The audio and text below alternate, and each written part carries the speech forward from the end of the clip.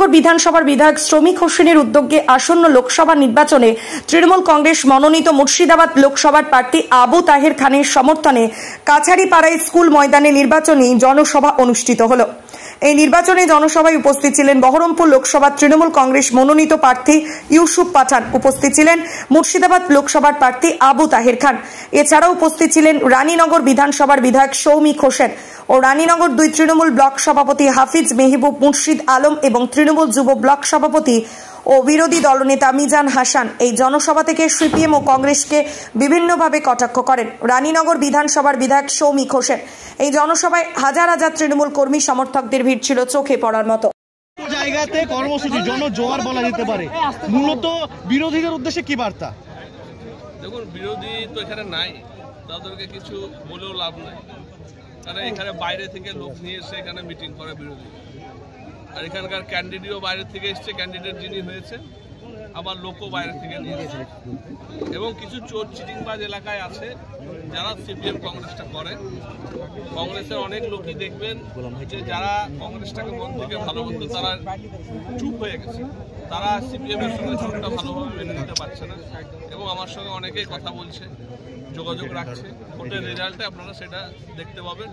এবং আমাদের যে টার্গেট আছে যে আমরা এই বিধানসভার মধ্যে সবচেয়ে বেশি লিড এই বিধানসভায় সবচেয়ে বেশি লিড আমরা দিব, সেই লক্ষ্যে আমরা সেই টার্গেটে আমরা কিন্তু এগাচ্ছি।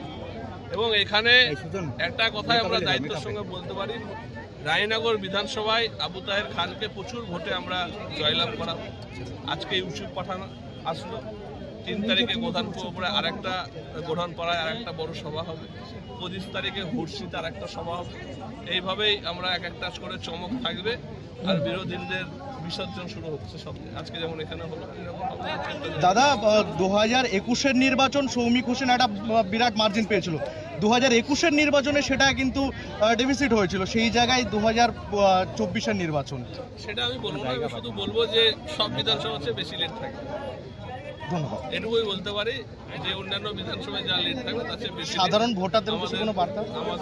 আমরা দেখুন 12 মাস মানুষের সঙ্গে থাকি, আর 12 মাস মানুষের সঙ্গে থাকি বলে আমরা কিন্তু মানুষের সঙ্গে আছে মাথা উঁচু করি।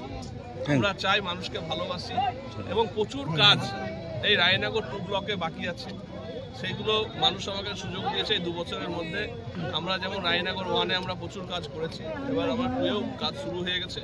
এখানেও দেখবেন যে প্রচুর কাজ আমরা করে মানুষের যে দুঃখ কষ্টগুলো আছে সেগুলোকে কিন্তু আস্তে আস্তে আমরা যাতে ভালো থাকে মানুষ, সেই ব্যবস্থা আমরা করি। ধন্যবাদ।